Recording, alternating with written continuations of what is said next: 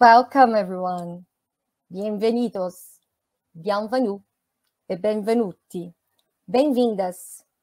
I am Flavia Maximo. I'm a professor of labor law at Federal University of Ouro, Preto in Brazil. I'm honored to be here in the first Global Forum on Democratizing Work. I'm also very proud to say that this event was designed, planned, and executed mainly by women. In this sense, I would like to thank especially Isabelle Ferreiras and Alicia Pastor for their amazing effort in this organization. This was a truly global event, which had involved more than 2,000 people from 79 countries. Thank you all for this collective effort to build epistemic bridges in the world of work. Today, our keynote speaker is going to discuss the decarbonize principle. She has the difficult task to situate its meaning through different cosmovisions regarding the concept of work, but also the concept of life, value, care, and humanity. The environment is not an ethereal category displaced from race, gender, class, geopolitical knowledge, and from coloniality. As Catherine Youssef reminds us, the Anthropocene cannot dust itself clean from the inventory of which it was made. The fungibility of some workers' lives, considered to be non-human flesh, has to be central in the decarbonized debate. Is it possible to decarbonize without decolonizing? The dispossession of humanity of these workers, especially the Black and indigenous ones, is connected with the dispossession of their land, their water, air, and food. These are the bodies that generate more energy and surplus value in the global economy, and that suffer most from the effects of climate change. However, they are the ones who have the least participation in deciding the future of the planet. Is it possible to democratize without decolonizing? We continue the capital accumulation throughout history, extracting energy from non-human matter, like coal, oil, iron, and non-white flesh. This is not just about commodifying their work like in any capitalist labor relationship, but rather transforming their own being in non-living matter. Even today, non-white bodies are not completely included in the legal category of humanity. We are still theorizing within the same ontological paradigm of the subject of rights. Is it possible to decommodify without decolonizing? This stands for the 270 Brazilian workers whose lives were ended, suffocated by a sea of mud in Vale's dam collapse in 2019. This crime occurred only 3 years after Mariana's dam rupture, also in Brazil, which was the biggest environmental crime in the last century, seriously affecting the local ecosystems that support traditional livelihoods. After this ecocide and genocide caused by mining comes social and ancestral death.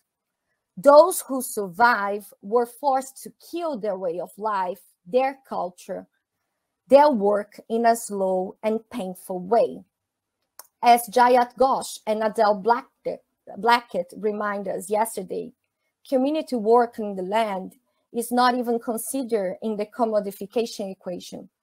The same happens with care work that is demanded by people who have their health affected by this environmental crime.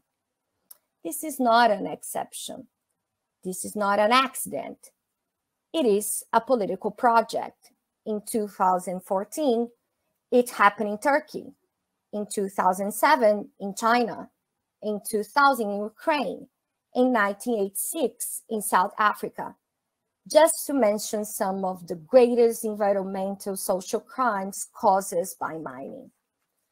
Today, we are going to hear one of the main voices against this mining necropolitics, a voice that does not speak for others, but is formed with others. Tatiana Ribeiro is a professor of human rights at Federal University of Ouro Preto in Brazil. She holds a PhD in international law from Pontifícia Universidade Católica de Minas Gerais in Brazil, the same institution where she obtained her master's degree in social sciences. She was also a visiting researcher in the Center for the Study of the Environmental Law of Tarragona in Spain. She's currently a member of the Democratic Latin America Constitutionalism Network, and she is the coordinator of the Group for Social Environmental Studies and Research in Brazil. It's a pleasure to have you here, my dear friend Tatiana Ribeiro. Tatiana will speak for 30 minutes. Afterwards, we will have 15 minutes for questions. Please post your questions in the Q&A function. Tatiana, my dear friend, the floor is yours.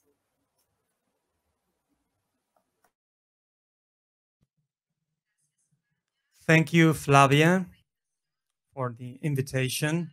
Good afternoon to all of you. It's an honor for me to be able to take part in this democratizing work forum. I am very grateful for this invitation and also for the opportunity to share with you some of these reflections and concerns about the work that I do in Brazil with people that have been affected by mining dam disasters. I am sure that the convening of a global forum to discuss the democratization of businesses, the commodification of work, and the decontamination of the planet attracts many curious people, but it mainly attracts people interested in changing the world. And are these people precisely I want to address? I have prepared a presentation that will be divided into two parts. In the first part, which is an introduction, in that part I will intend to discuss the call to decarbonize the planet. I will highlight the word decarbonize, officially adopted by the event for today's discussions. In the second part of my talk, I intend to tell a story to illustrate the debate. It is a story involving labor, greed, exploitation, tragedy, and pollution in Brazil. The timetable that has been reserved for today in relation to the tripod of the manifesto, which I consider the zero area of this forum, is decontamination. However, since this is a global forum, we can find the official documents of the event in several languages. I have consulted the documents in the Latin languages to better understand what was intended to be discussed in today's plenary. What I found was a plurality of words with connected but distinct meanings. The Spanish version was translated as descontaminar.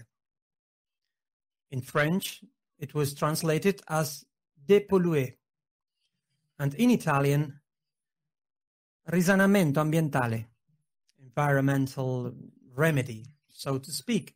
And in Portuguese, we find the word descarbonizar. What I would like to emphasize is that in Portuguese, there is a word equivalent to each of these words used in the versions of documents in other Latin languages. For descontaminar, or used in Spanish, we have the same word in Portuguese, descontaminar. For depolluer, we have the word descontaminação. For risanamento ambiental, we have remediação ambiental. And we still have the word decarbonize, which was translated from decarbonize in English. The Portuguese words descontaminar, despoluir, remediar, descarbonizar have similar meanings, but they are not the same and are not used in the same context. What I mean by this is that in addition to the problem of the lack of democracy in labor relations, the commodification of labor and pollution at work and on the planet, we have to face the challenge of building a struggle in which everyone is speaking and understanding the same thing.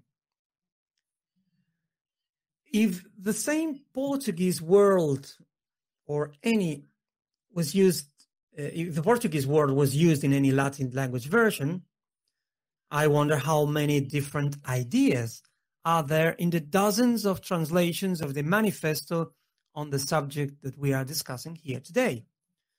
One thing we are sure of is that industrial relations issues are not disconnected from the effects on nature and their consequences. So we have to talk about Kevin. Still, in the first part of my presentation, I'd like to highlight two more points. The first is that while the emphasis of today's debate is on decontamination, we cannot separate this issue from the issues discussed in the first 2 days of this forum. Social and environmental problems cannot be separated from socioeconomic problems. The fragmentation of knowledge, which produces the fragmentation of the debate and leads to specializations, only serves to relieve people, governments, and companies of any responsibility. This way, the company that pollutes a river, for instance, presents itself as a promoter of economic development. The state, which has the duty to preserve the environment, turns a blind eye to pollution because it needs to tax the companies that pollute. The workers who carry out polluting activities do not feel responsible for what they do. They're only following orders and they need their work. Therefore, no one feels responsible for the destruction of the planet. Thus, decontamination can only be discussed within the context of democratization of enterprises and the decommodification of labor. What we must ask ourselves is whether it is possible to change the model of corporate governance, the meaning of labor as a commodity, and the environmental degradation within capitalism. But there is huge resistance to debate this issue because, as Dardo and Laval argue, neoliberalism is no longer an economic model and has become a reason for the world.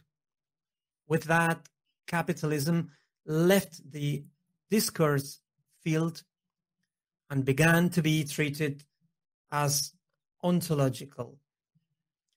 Bad news here is that there is no way to produce another relationship with nature without producing another reason for the world.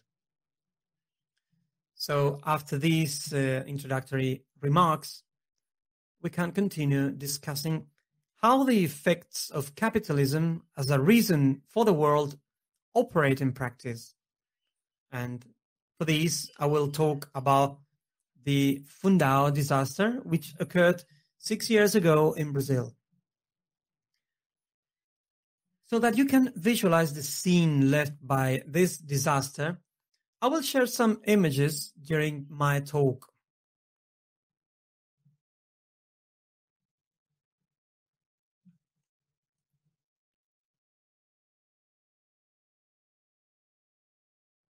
This is a picture of the region where the dam of Fundau is. It is actually up here. The bottom part is where the village of Bento Rodrigues is located. It was totally devastated with the flooding of this dam. This other picture, we have an aerial view of the region with all the mud from all the waste of mining activity, basically, that filled all the region.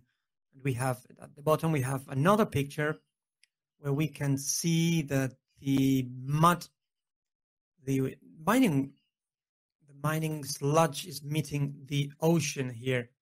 So this pollution can actually be seen very clearly in these pictures. So let me come back to my speech. So in November 2015, a mining waste dam of the Samarco company broke in the municipality of Mariana, state of Minas Gerais, Brazil, dumping 54 million cubic meters of waste, causing death and destruction wherever it went. Samarco is a joint venture between Vale and BHP Billiton, a strategic business partnership model that is quite common in the Brazilian economic scenario, and a legal entity that contemplates partnerships and strategic alliances between companies. This form of incorporation of a joint venture may be carried out as a way to mitigate civil, criminal, and environmental, since there is an effectively constituted company, but some administrative decisions are taken by the constituent companies.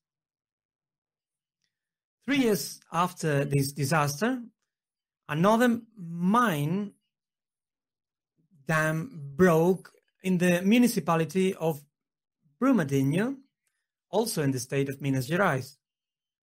The Brumadinho disaster resulted in the deaths of 270 people including 131 direct workers of the Vale Mining Company.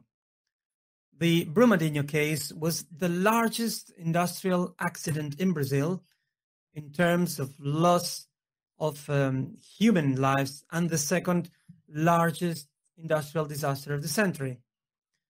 However, I will focus my speech on the case of Mariana because the environmental repercussions or impact were more serious.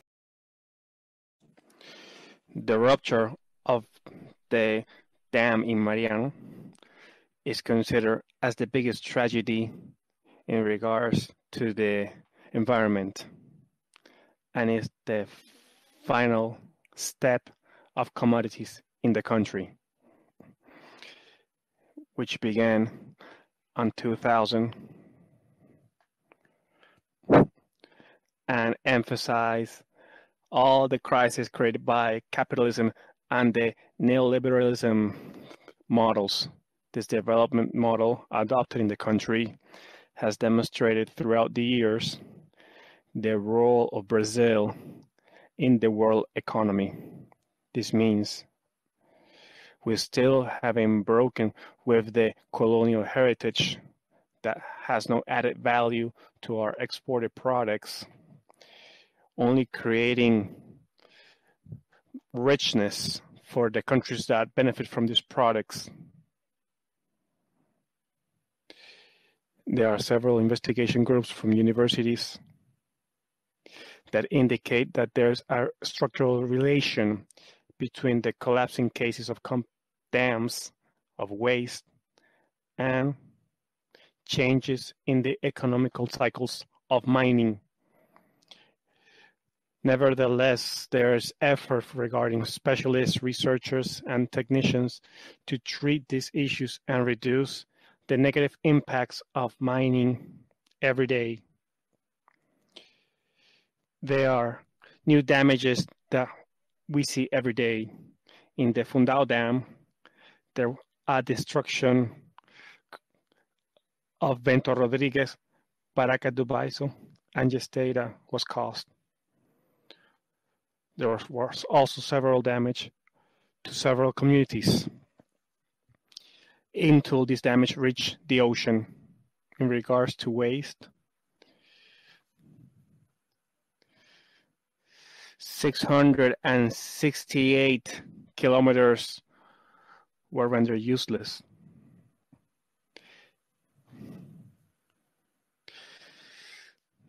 And that ran 769 miles till it reached the ocean. After destroying Bento Rodriguez, the mud reached over 30 cities. The death toll is 19 deaths.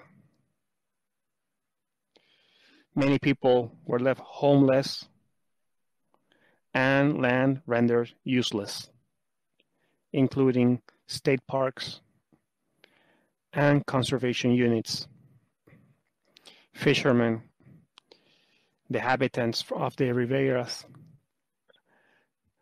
the people dedicated to agriculture, and the traditional indigenous communities like the Krenaki people and the inhabitants of the cities throughout the affected rivers suffered deeply. After 6 years of this disaster, the victims still suffer violations of human rights and the fight for the repairment of this. Coordinating a research in Brazil that works directly in Barra Longa, located in Minas Gerais, the only city that has the urban center affected by the waste of the Fundau Dam. Through an investigation done by several researchers, we found out that if we could gather all the waste of Baja Onda, that would be enough to fill 448 football fields of this waste.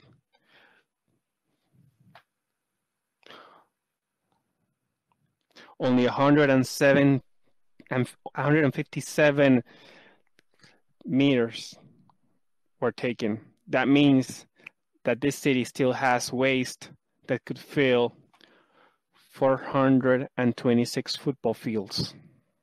The worst is that part of this waste are used for works and constructions in the municipality, increasing the toxicity of the people living in the city. Women in the cities that normally are responsible for the housekeeping activities always have to deal with this problem and complain about this. They are clearly affected by this disaster and the dam that affected the reproductive work in this location. The waste that were deposited in the city center, which is supposed to be the richest part in history, were taken out and taken to the suburbs of the city, where the people that are basically black and of low income live. This is an evidence of racism, economical racism. So if we analyze this case, we have the intersectionality of the damage caused by the mining companies, because they affect differently in women and black and low-income communities. We know that if the waste is to be taken away completely, there's no way to recover that land, and the workers from those companies and that land that do the work of repair, if they are getting sick. Up to now, companies have not been obliged to take the necessary measures in studies that reveal the existence of risk to human health. One of these studies was done by Ambios that found out the existence of exposition to toxic chemicals and risk of pollution and contamination in the cities, such as Barra Longa. You want to know what companies did about this? The ones responsible for the disaster? Instead of taking measures to diminish the risk, they hire other companies to question the research done by these people. And they did not reveal the results, and they were not held accountable for. The recommendations presented, the Ambios study to the city of Barra Longa, established that, I open parentheses, there was and there will be and there could be exposition routes to one or more chemicals that can cause cancer or have potential to create it because of genotoxics. There will be complete routes of exposition to one or more substances at higher levels that are the KPI. The level of risk that presents this, according to the Ambios study, was classified as the worst, category A. That means extreme urgent threat to human health. This research was done through the methodology of the Ministry of Health, to which it states that this category A, is used for sites that present a risk to human health as a result of exposition based on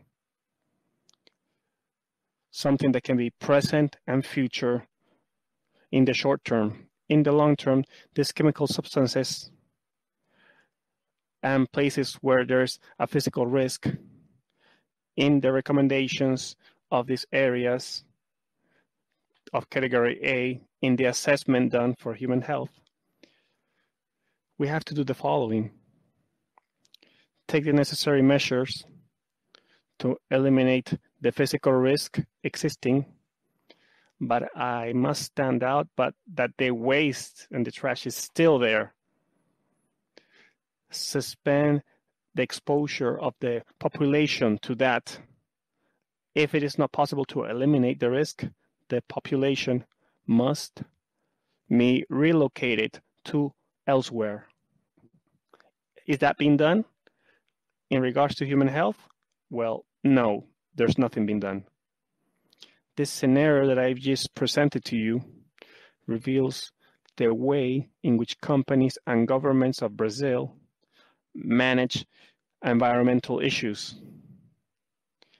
Prior to continuing, I wanted to show some images of the cities. I don't know if we have the images, if I'm able to show them. This is of the company, the one that caused the damage. It's Samarco. It is a joint venture. It has the symbol AMVEAPBIGI. They are two of the major mining companies in Brazil. Something interesting is that this company's worth it was a state company that had in its name the Dulce River. It was called Valley of the Sweet River, Rio Dulce in Portuguese. Still, when the change was done to a private company, after the privatization, they took out the river off the name, and right now they're taking the river out of the life. This is an image of the rupture of the Romadinho Dam. Here we have an image of prior to the accident and then after the collapse of the dam. This is an image of Bento Rodrigues, the village of Bento Rodrigues. In the left, before the collapse of the dam, and here's after the collapse of the dam in the right. This image is of the consequences of the collapse of the Romadinho Dam. It's an image that's online, but this image was taken out, well, by myself. I took this image on the day of the collapse of the Romadinho Dam. When I got there to that region, I saw this. This was the scenario for me. This is an image that we also took, my research team took, of where was the city of Bento Rodrigues. Here, likewise, Bento here as well, an image of a house destroyed in Bento Rodrigues. This is an image of the village of Gesteira in the city of Barra Longa. It's a village further off from the city center. On the upper part, you have the image of before the collapse of the dam, and the image below is after the collapse. This is an image of the village of Gesteira. Here also, these are images that I took myself in my first visit to this village after the collapse of the dam. This was the school of the village that's below the waste, below all this mud. This is the course of the mud and all the waste that dam did. So here you have the first location, the location of the dam, and throughout this part, it shifted to the state of Espíritu Santo, and after it encountered the ocean. The images you see above are the victims of this criminal disaster. Some fishermen, this fisherman in the ocean, with the color of the sea, completely mixed with the mud of the dam. This is an image of the main square of Barra Longa. And after the breakage of the dam, the companies that do the repairment of the damage are now creating new damage.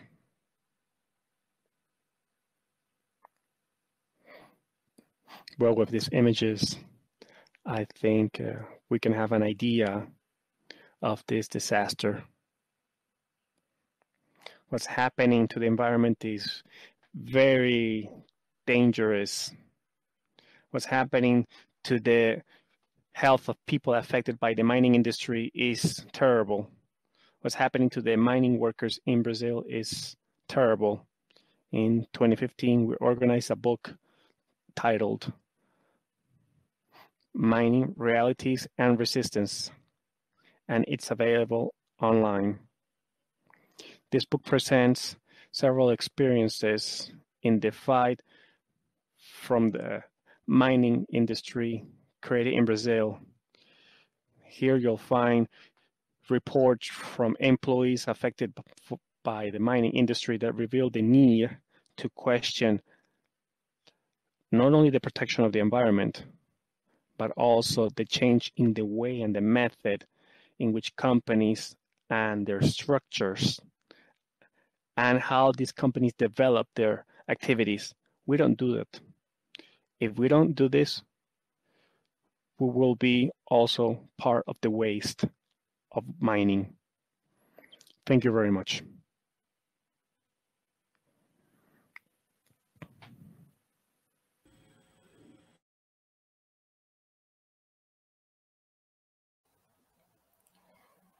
Thank you, Tatiana, for this touching, powerful speech.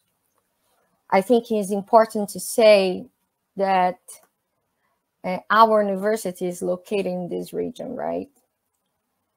And so for us, it is important to decolonize knowledge because our theory must be put into practice because there is no time for contemplation. So I will use here my prerogative as a chair, and I will ask you one question. In your opinion, do you think it is possible to decarbonize without decolonizing? And thinking from a decolonial epistemic perspective, how to build collective solutions, combining this different experience from the global south and the global north?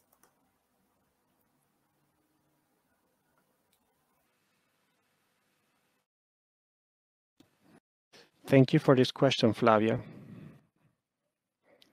I think it's not possible to not pollute, to unpollute without decolonizing. The people affected here are the only ones that can say what's to be done to the repair of the damage. So these people, hemos perdido el sonido, they have to have a space where their voice can be heard and their knowledge can be shared. And in the legal framework of the San Marco case in Brazil, the judge only considered valid the arguments that are made by the companies of other countries, of northern countries.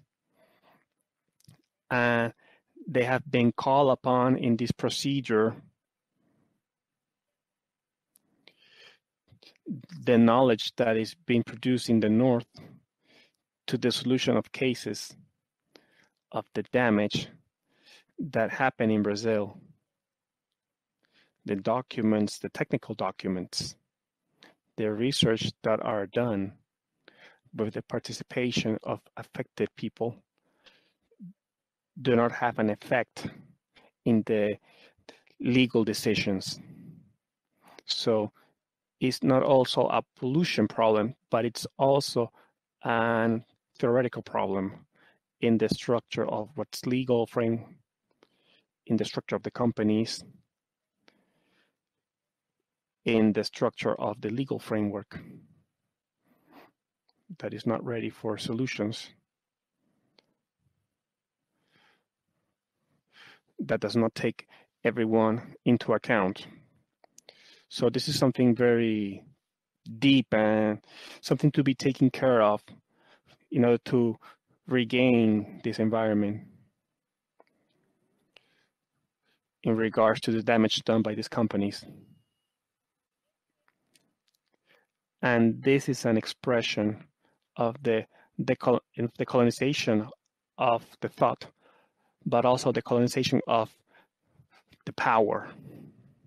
It is not possible to decarbonize, to decontaminate, or whatever the word you want to use to say that without just an ethic, molecular justice, we do not do environmental justice. So we're talking about transformations, structural transformations, also in the democratization and other aspects of work, of formal work, informal, reproductive, unproductive, because all of these things are involved in this disaster. So if we are not going to recover the environment in a combined way, we need to also take back our ways of life, especially of this population. We won't be able to do justice if we don't take everything into account. So this repair has to be done combined, especially from a revision, a theoretical revision of how to do things.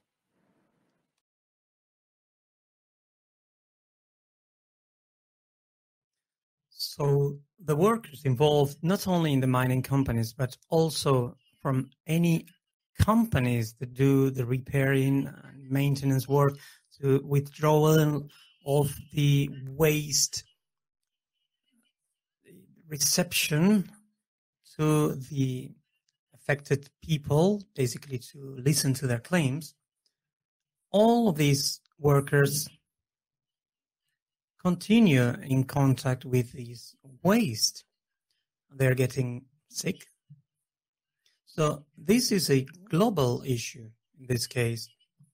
And we need to come up with another way of doing this reparation. I think this is a necessary part of the decolonization of the rights and work. Thank you, Tatiana, for this touchful answer. And I would like to know a little bit more also how you're developing these methodological strategies in terms of decolonizing knowledge in your research group. I would like to know a little bit more. And we have a question in Portuguese. I will translate to English. Considering the consequences of this social environmental crime, did you realize major vulnerability of Black women, or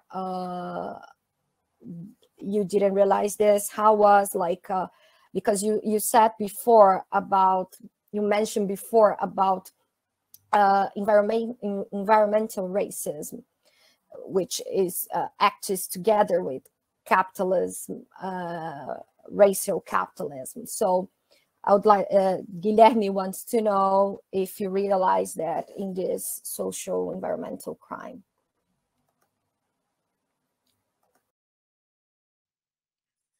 Thank you, Flavia, for the question, and thank you to Guilherme as well for asking that question. I'm going to try to talk about the methodology that we use in our research group.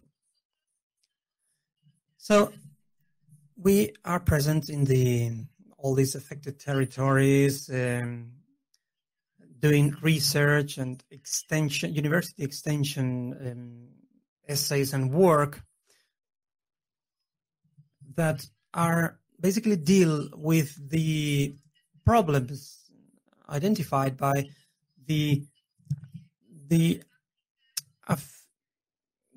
persons concerned. So what we do is, with the contact with the concerned people, we basically get to know the problems and issues that we have to address. So from this identification of the needs of the populations concerned, we develop the projects in our research group. We do not do research on people. What we do is research with them, with the people, because they are not objects of research. They are subjects of all the work that we carry out with this research group. So our methodology, if you know Brazil as a cartography or mapping, it's basically a method that identifies the production of maps. We still have a way of using this mapping, this surveying, with separation of subject and object. And also what we do separate is the knowledge, the technical knowledge, and the popular knowledge of the people. So there is an exchange of knowledge of this information all the time. These people are authors of the work that we carry out in their territories. We take into account the different, that the scientific knowledge cannot be apart from reality. That's why reality, in our opinion, is going to state which are the technical knowledge that we need. It cannot be done the other way around. And now, if I answer to Guillaume again about the consequences of the Black population and the impact of these situations, the question is, do we feel more vulnerability about the Black women? Yes, of course, no doubt, Guillermo, because there is an overexposure of vulnerability. The poorer the population, the more exposed they are. The damage hits them harder. Population of women in the most the poorer villages suffer the most. The women and Black population in these poor villages suffer the most. So then this is how we see that they are overexposed to these impacts and this poverty and these problems. We need specific solutions for these people. We cannot give a solution that is the same for everybody. We need to make sure that everyone gets the right response. Thank you, Tatiana. We have a question from Isabel Ferreras. She's saying, thank you so much for a powerful talk. What are the main avenues that you see for reparation? Could you be specific, taking the example of the dam further? That would be extremely useful. And we have an anonymous question that is saying, thinking that we won't change from a capitalist perspective so soon, what are the first steps to improve the work that are involved in an environmental perspective?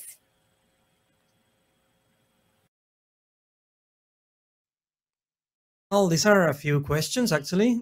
So first of all, I'll try to respond to Pablo Cabanas. I can see the question.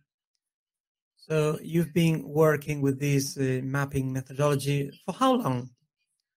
Well, we started when we started with the Rio Dulce, with the disaster of the Fundau Dam, and that dates back to 2016 because the flooding happened in November 2015, and the first contact that we made with the Barra Longa territory, basically we had a goal and was to listen to the people before we carried out any research. So the projects are a consequence, so they are not thought before. They are not projects to be implemented. Rather, they are projects to build responses to the concerned people. And I think there is another question about examples of solutions for reparation. Well, we work with the people of Gesteira together, trying to build, I can't think of the Spanish word now, which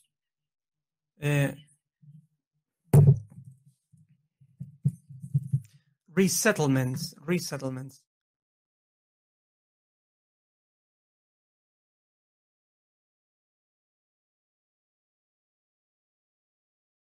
So resettlements. I was trying to look it up on the dictionary, but yeah.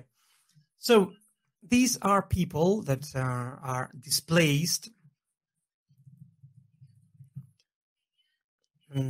Obviously, they didn't have any interest of leaving their territory, so this displacement is forced. So we started a project with them to build the new territory to basically for the accommodation and for them to leave. Actually, we developed with these people a methodology that involves the building of a model, a 3D model, where the people themselves were actually drawing the different parts of the community equipment, the roads, the different facilities, public facilities. So the technical drawing was made by basically by a team of architects, by the research group, basically based on those ideas, and with the reference of these drawings that the people themselves had drawn before. And we basically called this a popular project for the reconstruction or rebuilding of Gesteira. And this is a way of using the social technologies that imply or involve the people, and all the reparation projects need to be built by the people concerned themselves. And this is just an example, but we have many more. We basically are trying to involve all the concerned people so they can be basically advised legally. But we know that the concerned people and they don't have these technical sort of aids, and we are trying to fight for this. So this consultancy or technical consultancy can be a reality for the concerned people, so they can trust, they can actually choose, and that basically they can work together in order to have a more just, basically, advocacy if they go to trial. So with this initiative, we ended up with 3 technical consultancies in the banks of the Rio Dulce.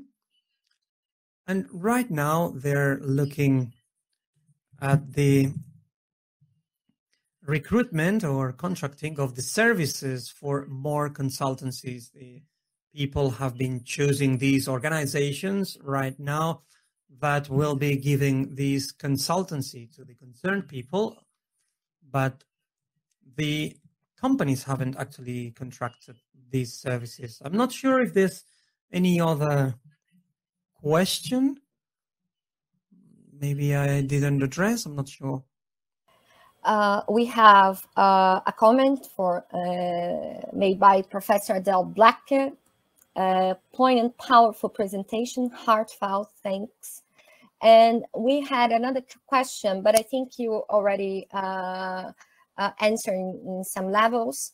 And I think we have to, unfortunately, we have to stop it here because we have a round table in 15 minutes. So I would like to thank everyone for this collective effort in the Democratize movement and for being here together with us, because we know that it's not common to have people from the Global South here in main panels and speaking about decolonizing knowledge. So I would like to thank the organization, Isabel, Julie, Dominique, and to thank my dear friend Tatiana, who found some time to be here with us. Thank you for this touchful keynote, was impressive.